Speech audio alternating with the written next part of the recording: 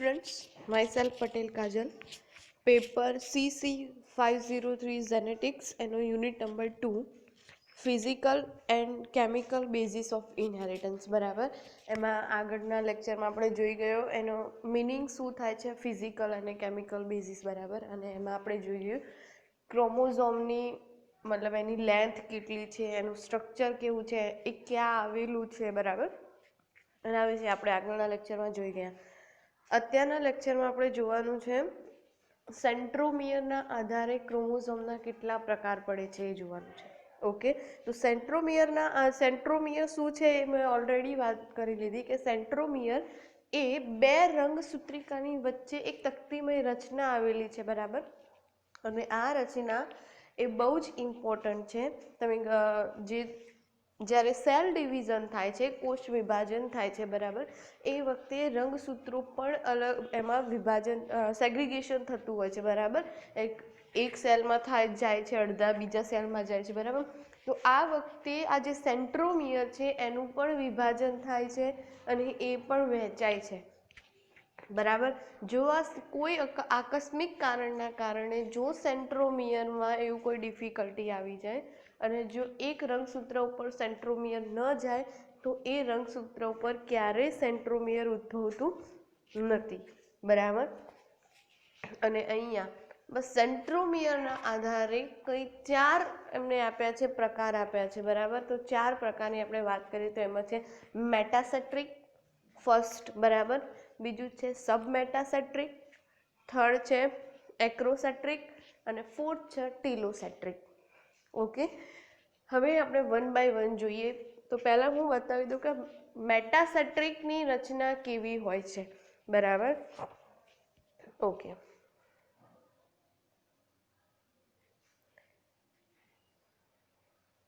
For example આ રંગસૂત્ર છે બરાબર, વચ્ચે શું આવે સેન્ટ્રોમિયર. ઓકે, આ તક્તિમય રચના શું છે સેન્ટ્રોમિયર. ઓકે, હવે તમે અહીંયા જોઈ શકો છો આ જે રંગસૂત્ર છે એમાં આ જે સેન્ટ્રોમિયર છે એક્ઝેક્ટ સેન્ટરમાં છે બરાબર. આ જે બાજુ આ છે એને શું કહેશો ભુજાઓ બરાબર, બંને બાજુની ભુજાઓ અથવા બાજુઓ. હવે તમે અહીંયા જોઈ શકો છો અહીંયા જે સેન્ટ્રોમિયર છે એક્ઝેક્ટ સેન્ટરમાં છે. ઓકે, જેને કારણે આ જે બંને સાઈડની જે ભુજાઓ છે એની લેન્થ કેટલી હશે સમાન બરાબર. શું હશે સમાન. હવે તો એને શું કહેવાય મેટાસેન્ટ્રિક બરાબર. અહીંયા આ જે સેન્ટ્રોમિયર ક્યાં આવેલું છે એના આધારે આ જે ભુજાઓ છે એની લંબાઈમાં વધઘટ થતી હોય છે એ જોવાનું છે બરાબર. હવે તમે જુઓ અહીંયા એક્ઝેક્ટ સેન્ટરમાં હોય બરાબર. ઓકે, તો આ બંને ભુજાઓ સમાન છે બરાબર, તો એને શું કીધું મેટાસેટ્રિક. ઓકે, એના પછી રંગસૂત્ર છે બરાબર અને થોડું ઉપરની બાજુ હોય અથવા થોડું નીચેની બાજુ હોય બરાબર. મેટાસેટ્રિકમાં શું હતું સેન્ટ્રોમિયર એક્ઝેક્ટ સેન્ટરમાં હતું કે બંને ભુજાઓ સમાન લંબાઈની લાગતી હતી બરાબર.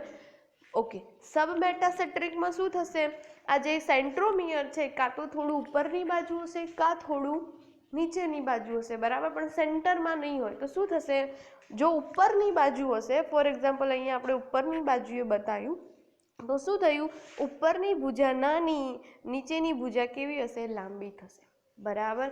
અને જો નીચેની બાજુ હશે તો નીચેની ભુજા નાની અને ઉપરની ભુજા લાંબી થશે. એટલે શું થશે અહીંયા બંને ભુજાઓ અસમાન હોય બરાબર સબમેટાસેટ્રિકમાં. ઓકે, એના પછી એક્રોસેટ્રિકની વાત કરીએ બરાબર.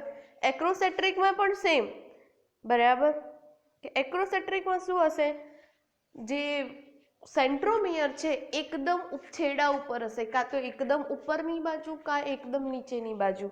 એકદમ તમે જુઓ ફોર એક્ઝામ્પલ આપણે અહીંયા સેન્ટ્રોમિયર બતાવીએ તો અહીંયા તમે ભેદભાવ જોઈ શકો છો કે જે નીચેની ભુજાઓ બહુ લાંબી છે, ઉપરની ભુજાઓ બહુ ટૂંકી છે બરાબર. હવે તમને ક્વેશ્ચન થાય મેમ એક્રોસેટ્રિક અને સબમેટાસેટ્રિકમાં શું ડિફરન્સ? પણ સબમેટાસેટ્રિકમાં જે સેન્ટ્રોમિયર છે બસ જે સેન્ટરથી થોડુંક જ ઉપર નીચે હોય છે બરાબર, પણ આ જે એક્રોસેન્ટ્રિકમાં સેન્ટ્રોમિયર છે એ કાં તો એકદમ એક છેડે આવી ગયેલું હોય છે, બરાબર, કાં તો ઉપરની બાજુ હોય કાં તો નીચેની બાજુ હોય. ઓકે, એના પછી આવશે ટીલોસેન્ટ્રિક. અને ટીલોસેન્ટ્રિક જે છે એ મનુષ્યમાં લગભગ જોવા નથી મળતા, અમુક કીટકોમાં એમાં જોવા મળે છે અથવા અન્ય એનિમલ્સમાં જોવા મળે છે, બરાબર. તો ટીલોસેન્ટ્રિકમાં શું થાય છે, એક બાજુની ભુજા હોતી જ નથી, ત્યાં સેટેલાઇટ હોય છે આવી રીતે.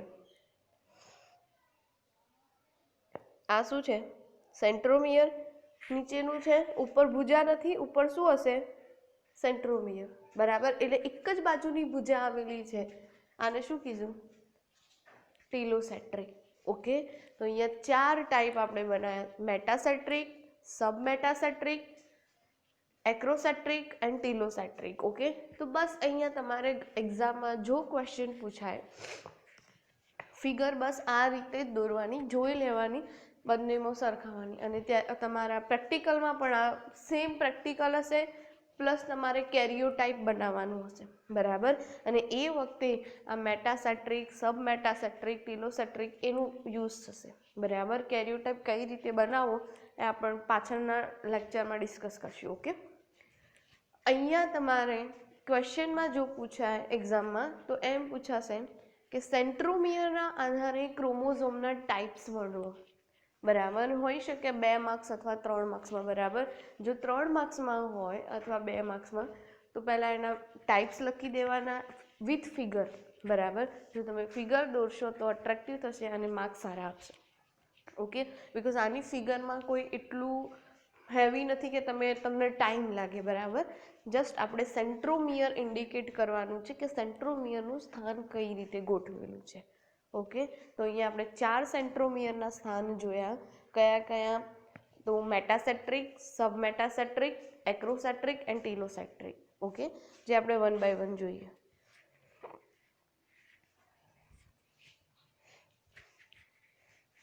Metacentric chromosome. તો metacentric chromosome have the centromere in the center. શું કીધું, સેન્ટ્રોમિયર ક્યાં છે, in the center.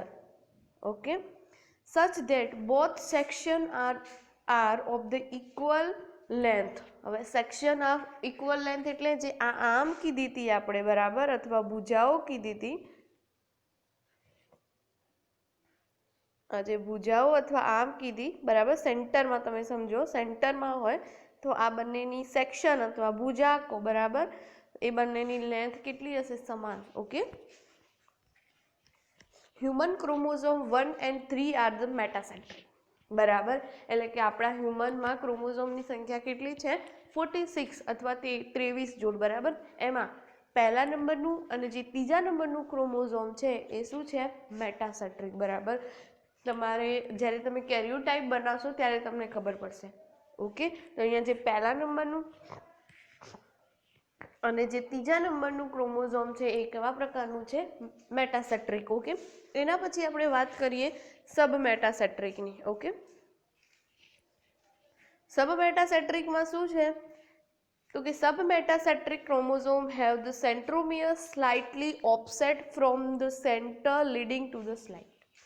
અહીંયા શું કીધું કે જે સબમેટાસેન્ટ્રિકમાં શું હોય છે, જે સેન્ટ્રોમિયર છે એ સેન્ટરથી થોડું ઉપર હોય કાં તો થોડું નીચે હોય, થોડુંક જ, બરાબર. એટલું બધું વધારે ડિફરન્સ હોતું નથી. ફોર એક્ઝામ્પલ આપણે જોઈ લઈએ તો આ સેન્ટરમાં છે તો આ મેટાસેન્ટ્રિક થઈ ગયું.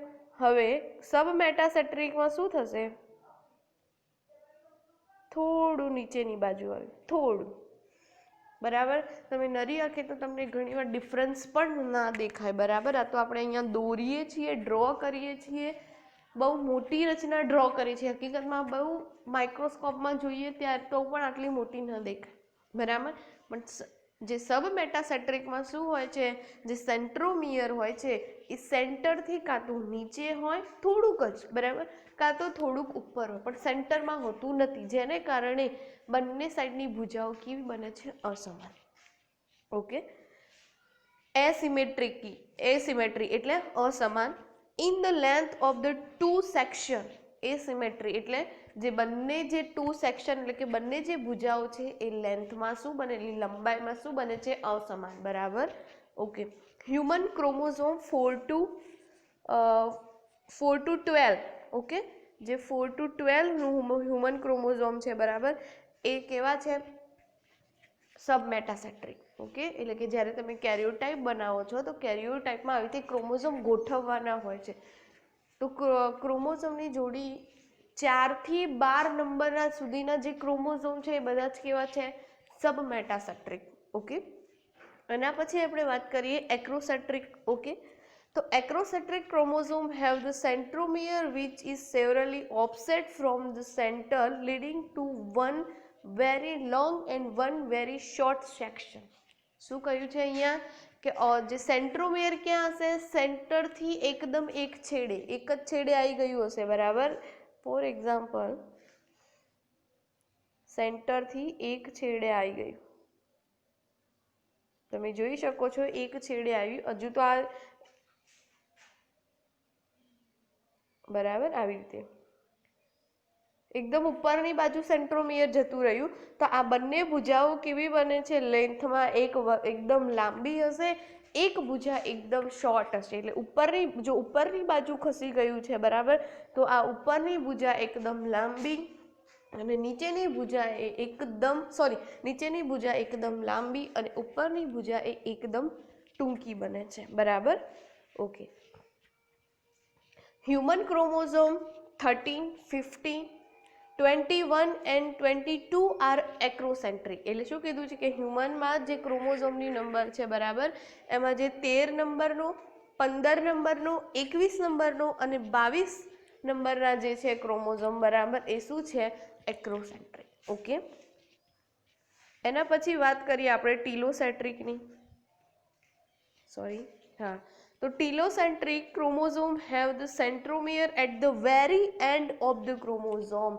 એન્ડ એટલે એક છેડે ઉપર, બરાબર. મેં આગળ જ વાત કરી કે એમાં એક છેડા ઉપર ક્રોમોઝોમ હોય છે. એટલે કઈ રીતે આવી, બરાબર, આ શું છે, સેન્ટ્રોમિયર, ને ઉપર શું આવેલું, સેટેલાઇટ. આ ભુજા નથી, બરાબર, ભુજા તો ફક્ત આ જ છે, ઉપરની ભુજા છે જ નહીં. એટલે કે ઉપરના છેડે સેન્ટ્રોમિયર આવેલું છે, એટલે ઉપરની ભુજા તો છે જ નહીં, ફક્ત એક જ સાઈડની ભુજા જોવા મળશે. ઓકે.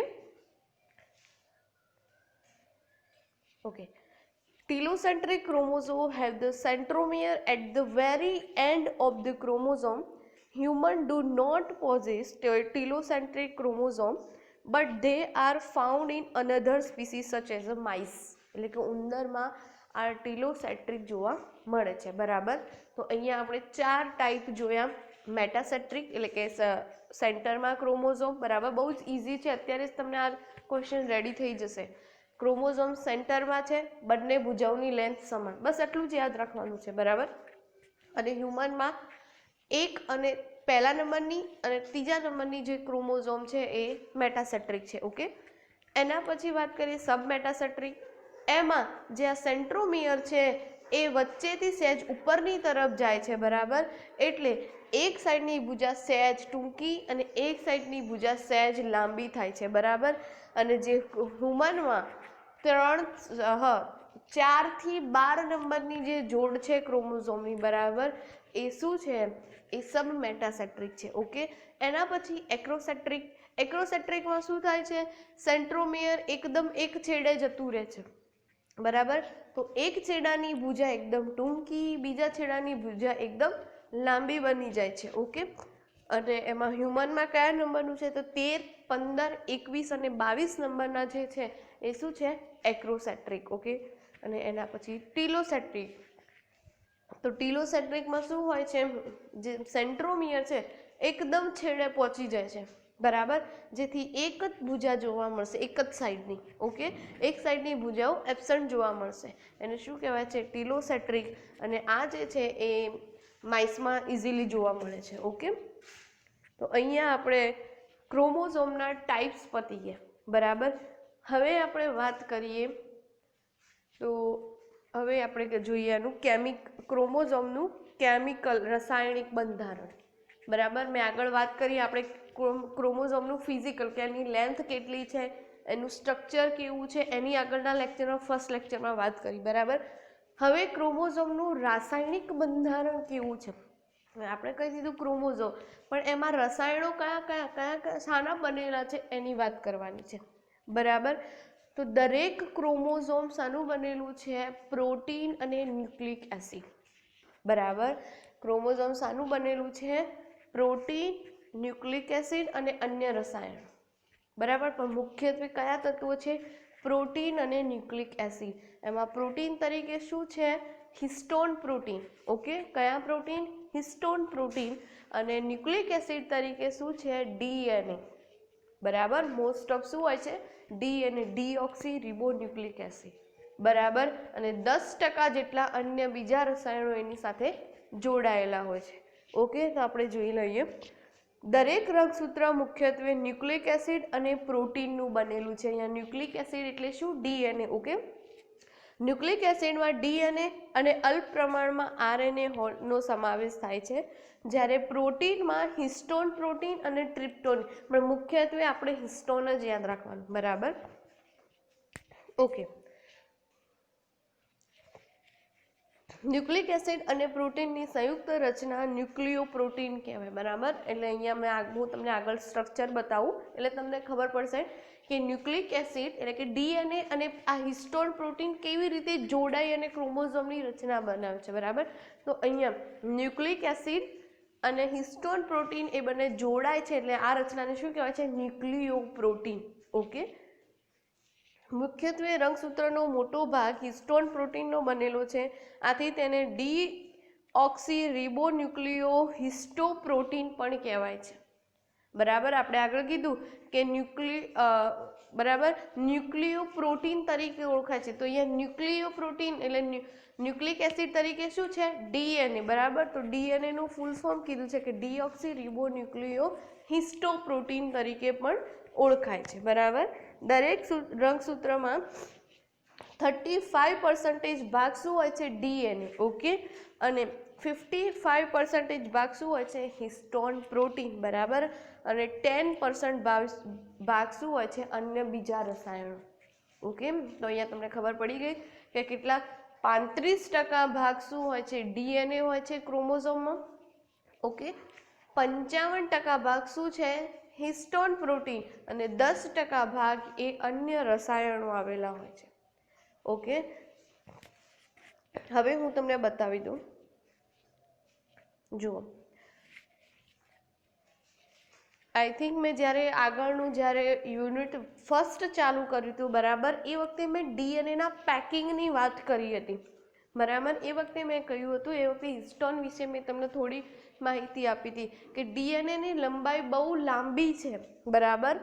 વૈજ્ઞાનિકોના અંદાજ પ્રમાણે ડીએનએ એ પૃથ્વી પરથી આકાશનું જેટલું અંતર છે એટલું તમારા એક સેલમાં એટલી લંબાઈનું ડીએનએ રહેલું છે. હવે તમે વિચારો, તમારો સેલ એકદમ નાનો છે, હવે એને એટલા ડીએનએને આપણા સેલમાં સમાવવા માટે એને સારી રીતે પેકિંગ કરેલું છે, બરાબર. આમ બી તમે સારી રીતે વસ્તુને પેકિંગ કરો તો એ ઇઝીલી અને વધુ સમાઈ શકે છે, બરાબર.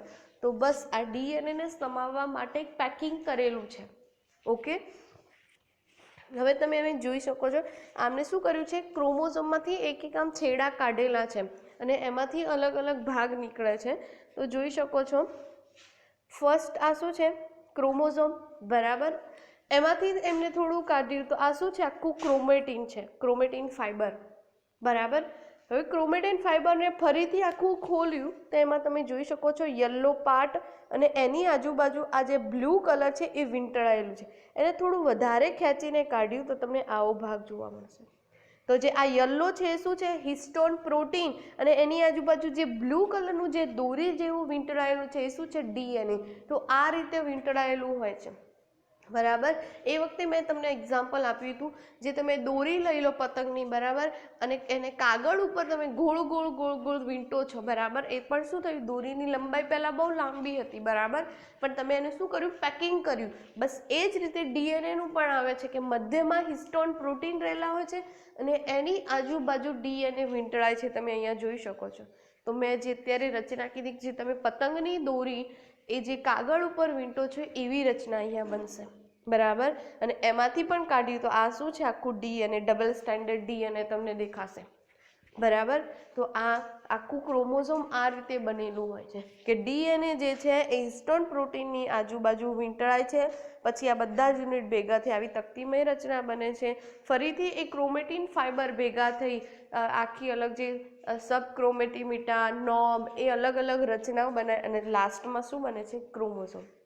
ઓકે, તો અહીંયા મેં બતાવ્યું કે ક્રોમોઝોમમાં કઈ રીતે રચના ગોઠવાયેલી હોય છે, તમે જોઈ શકો છો. બરાબર, આમાંથી એક છેડો કાઢ્યો છે. ઓકે, તો એમાંથી ખબર પડે કે ક્રોમોઝોમ કઈ રીતે બને છે. તો એમાં હિસ્ટોન પ્રોટીનની આજુબાજુ શું વીંટળાય છે, ડીએનએ. આને હકીકતમાં શું કહેવાય, ડીએનએનું પેકિંગ. બરાબર, આ જે હિસ્ટોન પ્રોટીન અને એની આજુબાજુ વીંટળાયેલા ડીએનએ, એટલે આ જે છે એને શું કહે છે, ન્યુક્લિયોઝોમ પણ કહેવાય છે. બરાબર, પેકિંગ મટીરિયલનું યુનિટ કહેવાય ન્યુક્લિયોઝોમ. તમે ઇન ડિટેલ જ્યારે મોલેક્યુલર બાયોલોજી ભણશો ત્યારે તમને આના વિશે ભણવામાં આવશે, ન્યુક્લિયોઝોમ શું છે. બરાબર, ઓકે, આપણે આગળ જોઈએ. એમાં શું કીધું છે, ઇન્ટરનલ સ્ટ્રક્ચર, એટલે કે જે રંગસૂત્રનું અંદરનું સ્ટ્રક્ચર, એટલે જે અત્યારે મેં તમને ફોટોમાં બતાવ્યું એના વિશે, કે રંગસૂત્ર કયું બનેલું છે. તો અહીંયા શોર્ટ ફોર્મ મેં બનાવેલું છે, તમે જોઈ શકો છો. બરાબર, અહીંયા શું કહેવા માંગે છે, આટલું યાદ રાખવાનું, બસ આ જ થિયરીમાં લખેલું છે કે રંગસૂત્ર પહેલાં તો શાનું બનેલું છે, બે રંગસૂત્રિકા. તમે જોઈ શકો છો આવી રીતે રંગસૂત્ર આવેલું છે. બરાબર, તો આ એક રંગસૂત્રિકા, આ એટલે રંગસૂત્ર શાનું બનેલું છે, બે રંગસૂત્રિકાનું. બરાબર, હવે તમે એમાંથી એક રંગસૂત્રિકા ફોર એક્ઝામ્પલ લઈ લો. ઓકે, તો આ રંગસૂત્રિકા શાની બનેલી છે, એક ક્રોમોનીમાની બનેલી છે. બરાબર, ક્રોમોનીમા શાનું બનેલું છે, ક્રોમોમિયરનું બનેલું છે. અને ક્રોમોમિયરમાં શું આવેલું છે, નોબ જેવી રચના આવેલી છે. તો ક્રોમોમિયર શાનું બનેલું છે, નોબનું. નોબ એટલે મણકા જેવી રચના. ઓકે, નોબનું બનેલું છે. પછી નોબમાં શું આવે, નોબ શાનાથી બને છે, ક્રોમોનીમેટાથી બને છે. ઓકે, ક્રોમોનીમેટા શાનાથી બનેલું છે, સબક્રોમોનીમેટાથી. સબક્રોમોનીમેટા શાનાથી બનેલું છે, માઇક્રોફાઇબર્સ. ઓકે, માઇક્રોફાઇબર્સ એ સબ માઇક્રોફાઇબર્સથી બનેલું છે, અને સબ માઇક્રોફાઇબર્સ એ ફાઇબ્રિનથી બનેલું છે, અને ફાઇબ્રિન એ ડીએનએ અને હિસ્ટોન પ્રોટીનનું બનેલું છે. ઓકે, તો જે મેં પાછળ તમને બતાવી આખી રચના કાઢેલી છે. બરાબર, સોરી, આજે મેં તમને રચના બતાવી આખી, એ અલગ અલગ કયા પાર્ટની બનેલી છે એ. બરાબર, જે લાસ્ટમાં કીધું કે ડીએનએ અને પ્રોટીનનું બનેલું છે, તો આ ડીએનએ અને આ પ્રોટીન, બરાબર, એ ફાઇબ્રિન છે. ઓકે, અહીંયા લખેલું છે ક્રોમેટિન ફાઇબર. ઓકે, હવે આપણે વન બાય વન જોઈએ. બસ એનું સ્ટ્રક્ચર જ જોવાનું છે, તમારે યાદ રાખવાનું છે આટલું. બસ તમે આટલું યાદ રાખશો. ઓકે, એના પરથી તમને આ ક્વેશ્ચન યાદ રહી જશે. ઓકે, થિયરી પ્રમાણે જોઈએ આપણે.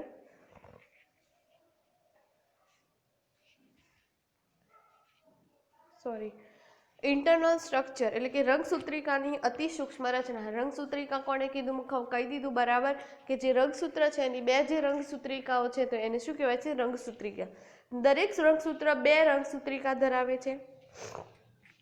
દરેક રંગસૂત્રિકાના 2, 4 કે 8 જટિલ ગૂંચળાદાર અને અનેક તંતુમય રચના આવેલી હોય છે, અને આ રચનાને શું કહેવાય છે, તો ક્રોમોનીમા. ઓકે, તો રંગસૂત્રિકા શાની બનેલી છે, ક્રોમોનીમાની. અને આ ક્રોમોનીમાના લંબાઈમાં નોબ એટલે કે મણકા જેવી રચના આવેલી હોય છે. બરાબર, જેને શું કહેવાય છે, ક્રોમોમિયર.